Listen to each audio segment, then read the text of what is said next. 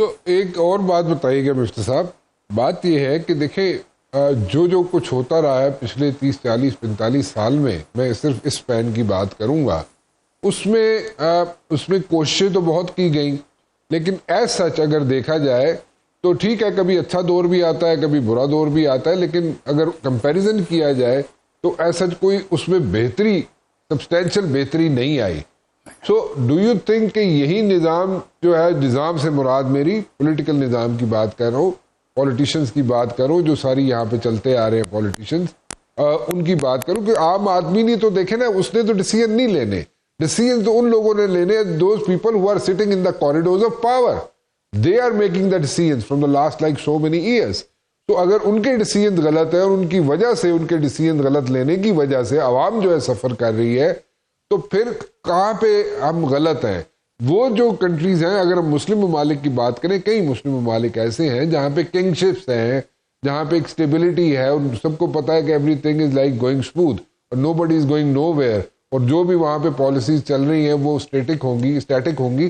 तो वो बेहतर है मुस्लिम ममालिक जिस तरह से चल रहे हैं, या हम बेहतर हैं जो डेमोक्रेसी कर रहे हैं? तो how should we go about it in the days to come? जी सर देखिए, 1990 में हम हिंदुस्तान, बांग्लादेश, नेपाल, श्रीलंका सबसे अमीर मुल्क थे, अपने खित्ते में सबसे अमीर मुल्क थे। जी हाँ। आज हम नेपाल को छोड़ के सबसे गरीब मुल्क हैं। ठीक है। तो 30 साल के अंदर हम तो बड़ी पुस्तगी का शिकार है ना, वो बहुत मुल्क हमसे आगे निकल गए हैं, सब्सटेंशियली आगे निकल गए हैं अब। तो हमको ये बात माननी पड़ेगी कि 30 साल में हमारा निज़ाम जो है वो एकदम नाक़िस हो चुका है। इस सदी के अंदर अगर आप देखें तो मुशर्रफ साहब के साल थोड़े से बेहतर थे, उसके बाद से तो हम एक बड़ी सीरियस पुस्तगी का निज़ाम है। और मुशर्रफ साहब के भी सातवां, आखिरी छठा और सातवां 2006 से 2008 तो बहुत तकलीफ में हमारी निकली है, जब दुनिया में पेट्रोल महंगा हो गया और बहुत ज़्यादा करंट अकाउंट डेफिसिट यहाँ पे भी हो गया। तो चक्कर ये है कि इट्स नॉट कि किसी की नीयतें ख़राब हैं। ये मियाँ नवाज शरीफ, इमरान खान, बेनज़ीर भुट्टो, नवाज मुशर्रफ साहब, सब ने कोशिश की है। मैं समझता हूँ कि सबकी नीयतें अच्छी होती हैं, सब मेहनत करते हैं, लेकिन इस निज़ाम के अंदर रहकर आप आगे नहीं बढ़ सकते। आज पंजाब अगर एक सूबा, अगर एक मुल्क होता तो वो 11वां मुल्क होता, सबसे दुनिया का सबसे बड़ा, लेकिन वो आपने एक सूबा रखा है जिसके अंदर अटक से लेकर रहीम यार खान तक एक ब्यूरोक्रेट पूरा एजुकेशन चलाता है। यार ये कैसा निज़ाम चला रहे हैं आप? पाकिस्तान में 36-37 बरतानिया ने डिवीजन बनाए थे। हमको डिवीजन्स के अंदर पावर डिवॉल्व करनी होगी, तालीम की, सेहत की, रोड रस्तों की, पुलिस की, पानी की फराहमी की, कचरा उठाने की। ये काम वफाक के या ख़ास तौर पे सूबों के नहीं है, जिधर इजारादारियाँ हो गई हैं ख़ानदानों की, कि पंजाब से पिछले 30 साल में एक शरीफ खानदान के अलावा कोई और खानदान नहीं है पूरे 12 करोड़ लोगों के सूबे के अंदर के जो पंजाब के अंदर हुक्मरानी के लायक हो। मतलब शरीफों के बाद एक बुज़दार ही मिलता है आपको, और कोई नहीं मिलता सिंध के अंदर। तो अल्लाह का शुक्र है कि जरदारी खानदान मिल गया भुट्टो खानदान के साथ, वरना तो एक ही खानदान भुट्टो खानदान ही होता। अब चलो जरदारी खानदान है, तो 2 ही खानदान है पूरे सिंध के अंदर, रियली कोई भी नहीं है। 11 साल से खान साहब पीटीआई में हुकूमत कर रहे हैं केपी के अंदर, आप अली अमीन गुंडापुर को लगाया है। मतलब सीरियसली केपी के अंदर में आज आप सच बताइए कि the best person in KP Ali Amin Gandapur to be the chief minister. ये मरियम साहिबा की, मेरी बहन की पहली नौकरी है।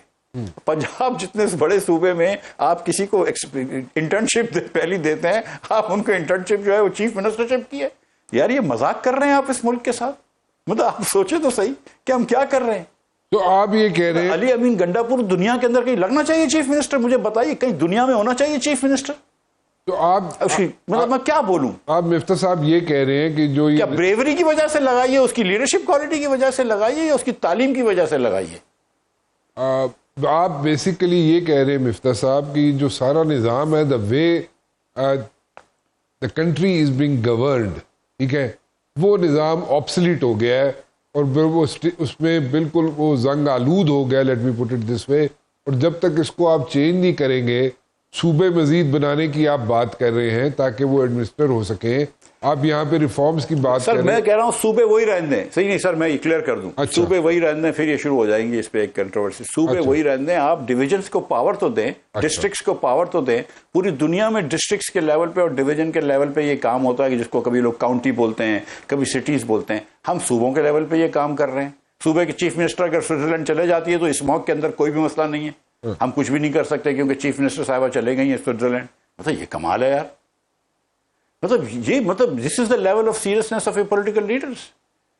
But you will not change the system. ये गाड़ी जो है ये चल नहीं रही है, इसका इंजन सीज हो गया है, आप बोल रहे हैं नहीं उसके अंदर मजीद ऑयल डालो, मजीद पेट्रोल डालो। भाई इंजन सीज हो गया है, जब तक इस इंजन को निकाल के बाहर नहीं फेंकोगे और नया इंजन नहीं लेके आओगे ये गाड़ी नहीं चलेगी। और इस गाड़ी के अंदर 25 करोड़ लोग बैठे हुए हैं, जिसमें से लाखों बच्चे आज रात को भूखा सोएंगे क्योंकि आप गलत फैसले करते हैं। ये लाखों बच्चे जो हैं ये स्टंटेड है और वेस्टेड है क्योंकि आप गलत फैसले करते हैं। ये लाखों बच्चे जो हैं ये स्कूल नहीं जा सकते। 2 करोड़ 65 लाख बच्चा पाकिस्तान में स्कूल के बाहर इसलिए बैठा हुआ है कि आप गलत फैसले करते हैं, आप लोग चोरी करते हैं, आप लोग बेईमानी करते हैं और आप लोगों को काम नहीं आता है।